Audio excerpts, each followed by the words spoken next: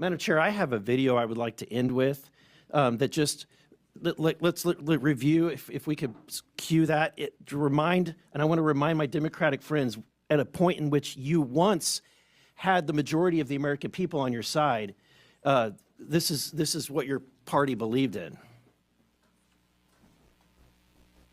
This report tells us how to cut waste, cut red tape, streamline the bureaucracy, change procurement rules, change the personnel rules, and create a government that works better and costs less.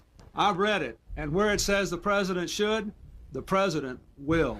Among the 800 recommendations, eliminating 12% of the federal workforce, merging some government agencies like the FBI, the DEA, and the Bureau of Alcohol, Tobacco, and Firearms, closing hundreds of government offices outside Washington. From the day I took office, one of the commitments that I made to the American people was that we would do a better job here in Washington in rooting out wasteful spending. We thought that it was entirely appropriate for our governments and our agencies to try to root out waste, large and small, in a systematic way. It means cutting some programs that I think are worthy, but we may not be able to afford right now.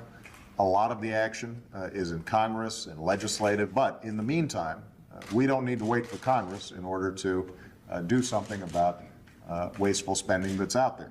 We haven't seen as much action out of Congress as we'd like, and that's why we launched on our own initiative the campaign to cut waste. And we're going to keep on finding every possible way that we can do that, even if Congress is not acting. There you go. I think it speaks for itself. I actually appreciate the video that was shown just a few moments ago, because when I worked at the Office of Management and Budget, I actually worked on the waste EO that was referenced that President Obama signed. But there is one fundamental difference between the presidents and vice presidents that were shown on that video and what's happening today, and that is that they followed the law. Oh, yes. I have 3 documents I want to submit for the record.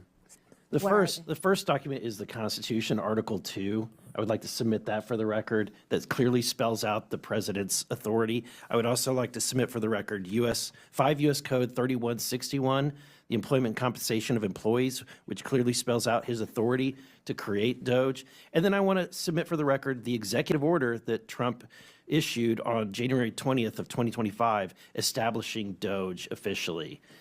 Without objection.